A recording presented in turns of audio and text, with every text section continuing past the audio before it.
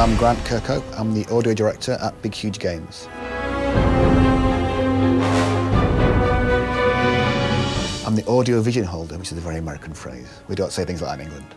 I'm the guy that kind of has to have the overview of how I think the game should sound in its entirety, which that involves everything, from voiceover to sound effects to music to the whole thing. I kind of come up with that general scope.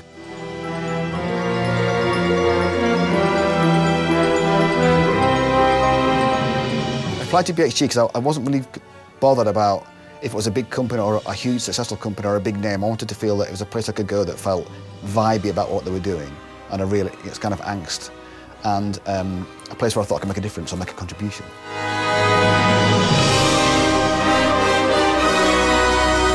My career to date has been, I've had quite a lot of broad appeal games like Banjo-Kazooie and Donkey Kong and those kind of games. But I've never had to write anything musically, certainly on the scope of this game. You know, it's a very overblown, gigantic world, and I have to make sure that the music and the sound effects match up to that.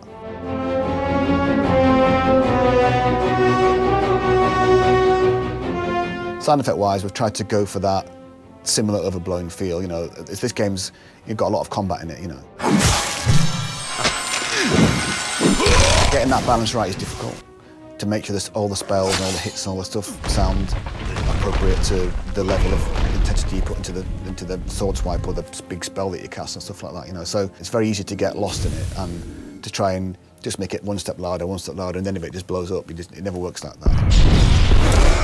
A bad sound design can murder a game, absolutely kill it. If you've got a repetitive noise, like a footstep or something like that is absolutely awful, it will drive people mad, and they won't want to play it for that reason. It's a really kind of juggling act to try and get a sound that is obtrusive enough that it's all right, but not too obtrusive that gets on your nerves, all that kind of stuff, that kind of mixing of it all and playing with it and turning it up and down, and it's all about attention to detail and taking little small increments and little steps to build up this kind of big soundscape that works.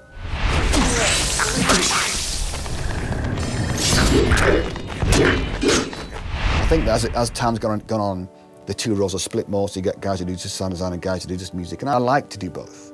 I like to be able to do, because it gives me a break from just composing over and over again or just doing sound design over and over again. I like to get that kind of variety. And it's great fun to do both as well. It makes it much more, go and find 50 fart samples for the farting gorilla. There isn't a farting gorilla in Reckoning, but other games I've done, there probably is a farting gorilla somewhere. I've tried to really take a step up on my own kind of development to try and make myself work harder than I do before, so I've tried to learn an awful lot more to make the boss music and all the music in the game sound bigger than normal. My usual influences usually do end up being Dan Elfman and John Williams and, people like that.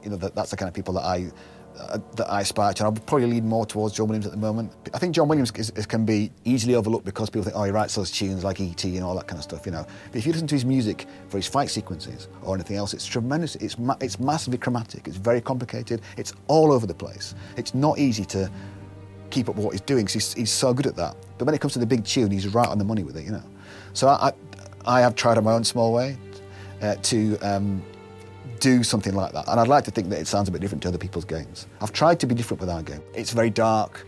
There's lots of big sequences that are just complete minor chord after minor chord after minor chord. It doesn't change. There's very little major chordness in a lot of the levels. In one of the particular regions, it's just major chords strung together, major triads, and that's just to make it sound different.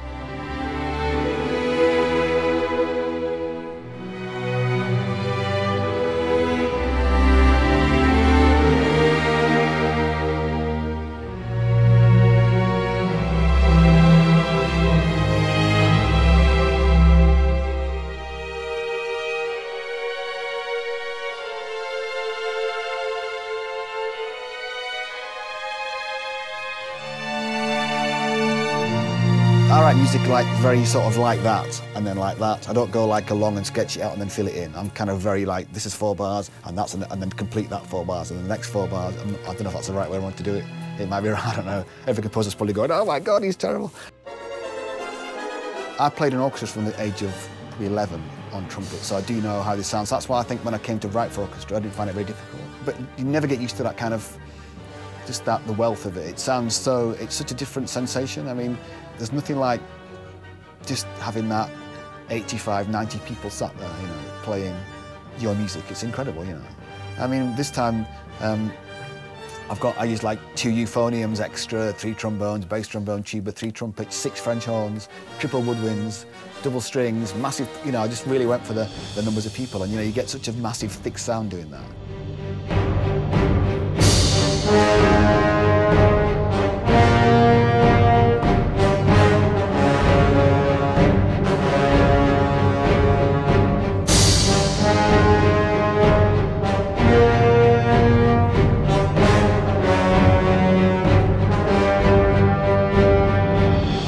We really believe in it a lot. There's a lot of love for the game.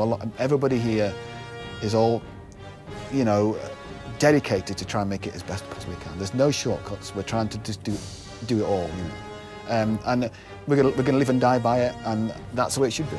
You know, there's no hedging your bets here. It's absolutely, it's all or nothing.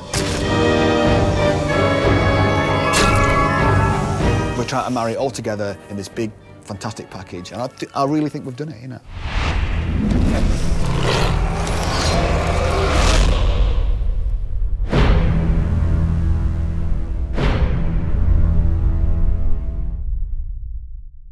I apologise for the Donkey Kong rap. It's officially on video now. I apologise for that piece of music. You know, I didn't think it was that bad at the time. Please forgive me. Please let me off. Somebody, please. That's it.